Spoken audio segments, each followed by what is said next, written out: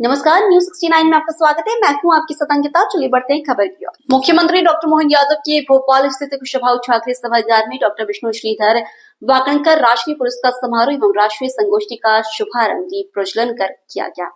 इस मौके पर सीएम ने प्रदर्शनी का अवलोकन किया और कुम्हार के चाक पर स्वयं शिवलिंग की प्रतिकृति का निर्माण कर भारतीय संस्कृति, कला और शिल्प परंपरा के प्रति सम्मान व्यक्त किया। डॉक्टर विष्णु श्रीधर वाकणकर ने उत्खनन के क्षेत्र में उल्लेखनीय और दूरगामी योगदान दिया। उन्होंने मध्य प्रदेश में महेश्वर, मंदसौर, नावदा, टोली, रुनीजा और आजाद नगर समेत अनेक स्थलों पर नदी उत्खनन कर प्रदेश की प्राचीन सांस्कृतिक धरोहर को उजागर किया।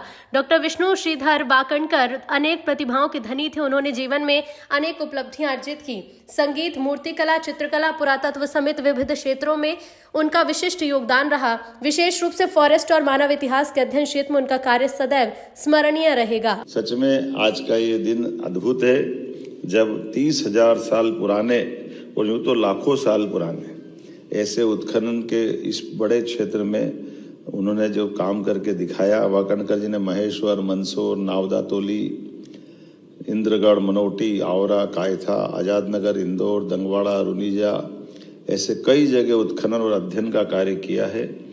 खास करके सरस्वती की नदी कोई मिथक नहीं है, एक वास्तविक नदी है जिससे राजस्थान, हरियाणा, गुजरात के क्षेत्रों का संरक्षण करते हुए जो आज की घग्गर और हकरा नदी प्रणाली ही प्राचीन सरस्वती का अवशेष मानी जाती। मैं मान के चलता हूं कि उनके भारत, यूरोप, अमेरिका में 4,000 से अधिक शैल चित्रों की खोज और अध्ययन करके जिस ढंग से उनने काम किया, और उस आपातकाल के दौर में इंदिरा गांधी जी ने उनको पद्मश्री अनाउंस किया, ये भी हमारे लिए उस दौर का और दोनों दर्श। सच में उनकी जितनी बात करो उतना कम है। इसीलिए हमारी सरकार ने उनके सम्मान में जहाँ भीम बेटका है, ये रातापानी अभयारण्य डॉक्टर विष्णु श्रीधर वाकणकर के नाम पे करने का निर्णय किया है। हमें इस बात का आनंद है।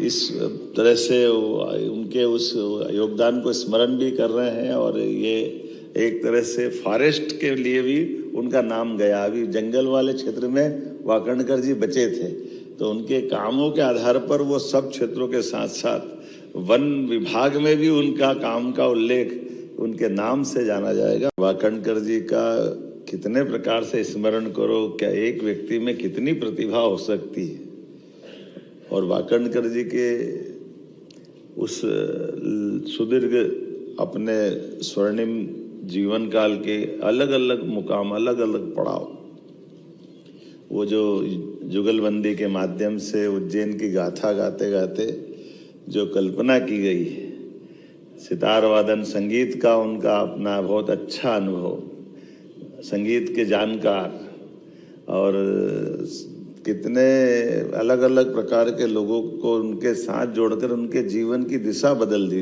वाकणकर जी ने। मूर्ति कला, चित्रकला, पुरातत्व और संस्कृत, डोंगला, मूलतः वो उज्जैन के जंतर मंतर में पंडित पुरुषोत्तम जोशी जी के साथ जाकर के उनके संस्कृत सीखने का उनने अपना एक क्रम चालू किया। और पुरुषोत्तम जोशी जी ने एक काम बताया कि ये जो जंतर मंतर है अब यहाँ बना है भविष्य में, लेकिन अतीत के काल में ये अब यहाँ हो सकता है, पर वर्तमान के काल में अब ये पॉइंट यहाँ उज्जैन से खसक गया, आगे चला गया। और वाकणकर जी तो वो बात पुरुषोत्तम जी ने बताई, लेकिन इस बात को पकड़ करके फिर सालों तक, 10-12 साल तक हजारों गांव वालों को निकाल करके वाकणकर जी ने वो स्थान के लिए जैसे आज GPS बना है ताकि ये पॉइंट मालूम पड़ जाए।